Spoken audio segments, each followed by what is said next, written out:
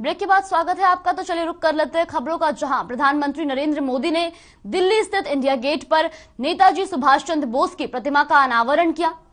तो ये प्रधानमंत्री नरेंद्र मोदी ने दिल्ली में अनावरण किया, वहीं होलोग्राम प्रतिमा का अनावरण किया गया। इस समारोह में पीएम मोदी ने कहा कि भारत मां के वीर सपूत नेताजी सुभाष चंद्र बोस की 125वीं जन्म जयंती पर मैं पूरे देश की तरफ से कोटि कोटि नमन करता हूं। ये दिन ऐतिहासिक है और ये स्थान जहां हम सब एकत्रित हैं, ये भी ऐतिहासिक है। पीएम ने कहा कि नेताजी ने हमें स्वाधीन और संप्रभु भारत का विश्वास दिलाया था। उन्होंने आत्मविश्वास और साहस के साथ अंग्रेजों के सामने कहा था कि मैं स्वतंत्रता की भीख नहीं मांगूंगा।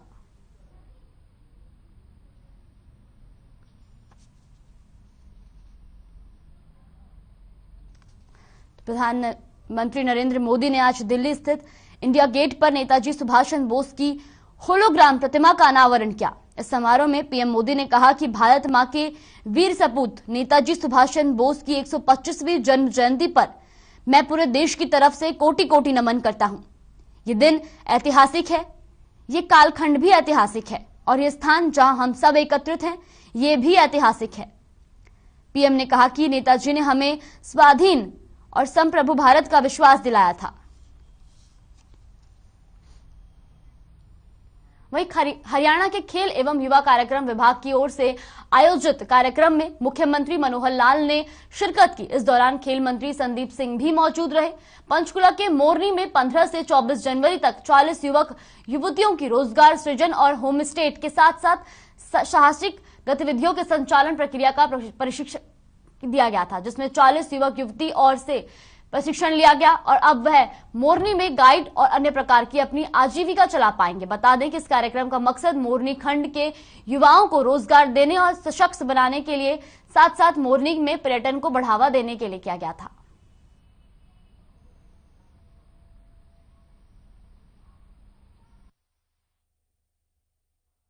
आप जितने मेरे सामने बैठे हैं, ये युवावस्था के हमारे होनहार नागरिक, भविष्य में बहुत बड़ी जिम्मेवारियां हमारे कंधों पर आने वाली हैं। तो आज ये अवसर है कि हम अपना विकास कैसे करें।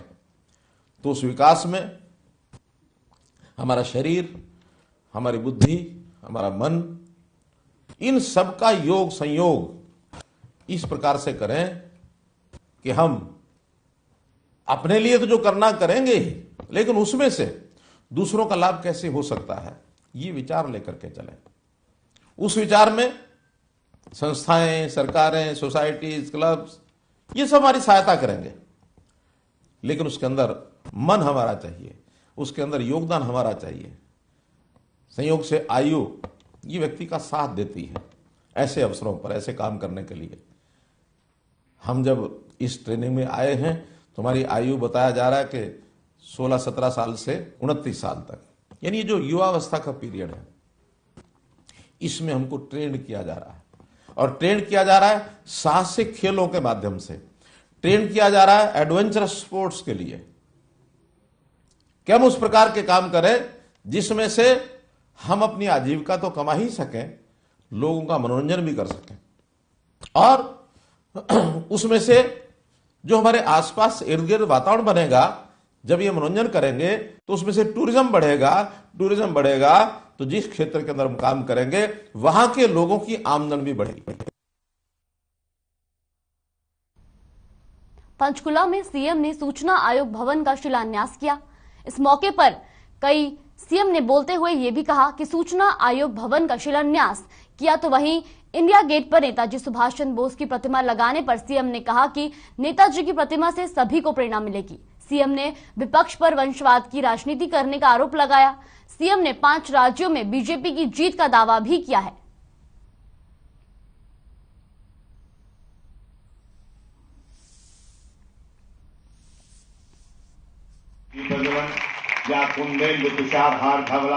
मिल्खा सिंह एडवेंचरस जो क्लब है, उसकी ओर से भी एक 40 के लगभग युवकों को प्रशिक्षण दिया गया है। उनके कार्यक्रम में मेरा जाना हुआ और अभी ये सूचना आयोग भवन, इसका जो शिलान्यास किया है, और इस सारे कार्यक्रम के माध्यम से सूचना आयोग के भी हमारे जो सदस्य हैं उन सबको बधाई देता हूं। और अच्छी बात यह है कि इन्होंने सहमति दी है कि आज 23 जनवरी नेताजी सुभाष चंद्र बोस जी का जयंती का दिन है, तो इस भवन का नाम भी नेताजी सुभाष चंद्र बोस के नाम से ही ये रखा जाएगा। तो ये भी एक अच्छी बात की गई। नेताजी सुभाष चंद्र बोस जी के जीवन को जिस प्रकार से यानी आज हम देखते हैं, उनका इतना बड़ा योगदान देश की स्वतंत्रता में यानी आज़ादी में जो था, पिछली सरकारों ने कभी भी उनको मान्यता नहीं दी, उनके स्थान को कभी इतना आगे बढ़ाया नहीं। मैं बधाई देता हूं वर्तमान देश के प्रधानमंत्री श्री नरेंद्र मोदी जी को, जिन्होंने विचार करके और एक महत्वपूर्ण स्थान इंडिया गेट के ऊपर और जो नेताजी की प्रतिमा का लगा करके और उन्होंने किया है, इससे उनके जीवन से हमको लगातार प्रेरणा मिलती रहेगी।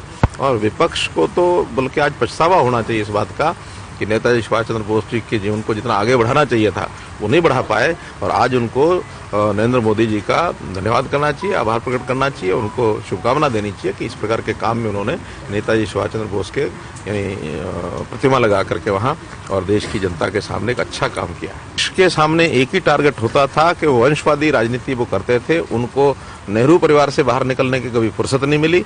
लेकिन जिन लोगों ने देश की आज़ादी के लिए काम किया, ये नहीं कि उसमें नेहरू जी ने नहीं किया, ऐसा हम नहीं कहते, लेकिन जिन्होंने भी किया उनको सबको एक समान दृष्टि से देखा जाना चाहिए था, जो कांग्रेस ने कभी किया नहीं। वो एक ही मार्ग पर चलते रहे, लेकिन आज सबको समान एक स्थान प्रतिनिधित्व जिस प्रकार से मिल रहा है, और यही वास्तव में आगे आने वाली पीढ़ी को देश के इतिहास के बारे में सही चित्रण करके जो बताया जा रहा है, यही उचित है। और अब उनको जो नेहरू परिवार की भक्ति को जो करते हुए इतना समय हो गया, जिस कारण से उनको नुकसान भी हुआ है।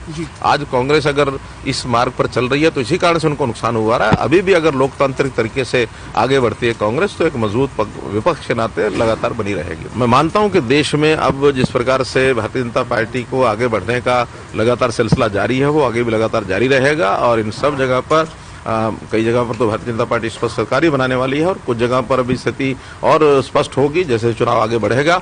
लेकिन भारतीय जनता पार्टी का पहले से और अधिक जो स्थान है वो बनेगा इन 5 राज्यों के चुनाव।